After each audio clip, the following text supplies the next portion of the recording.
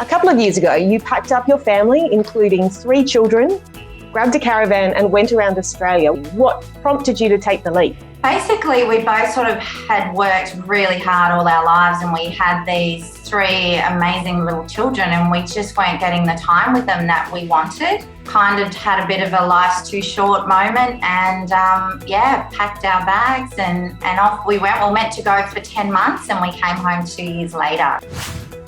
So let's talk about your career.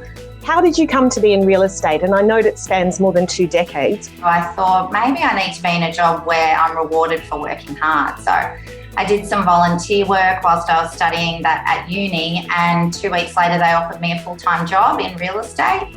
And 23 years later, I'm still doing it. Did you start in administration? Was it the typical journey? How did it progress? They literally threw me straight into sales on day one, which was quite incredible. I was only 19 years old, had no idea what I was doing, but they saw something in me and they had faith, and off I went.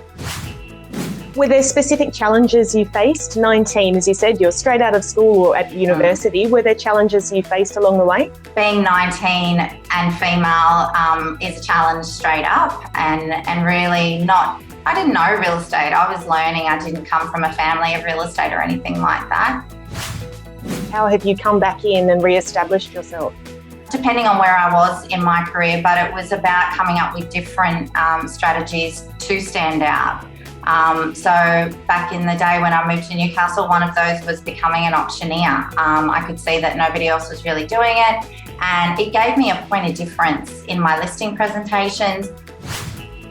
Have you had any extreme experiences at an auction? We've spoken to other agents where people have shouted and been in cars. Somebody turned up and bought a house when they're on their way to Bunnings. Have you had any experiences like that? You get funny situations, and I've had people buy it sight unseen through a family member for a couple of $1 million. So there's some good stories out there. I do love an auction. They're great fun.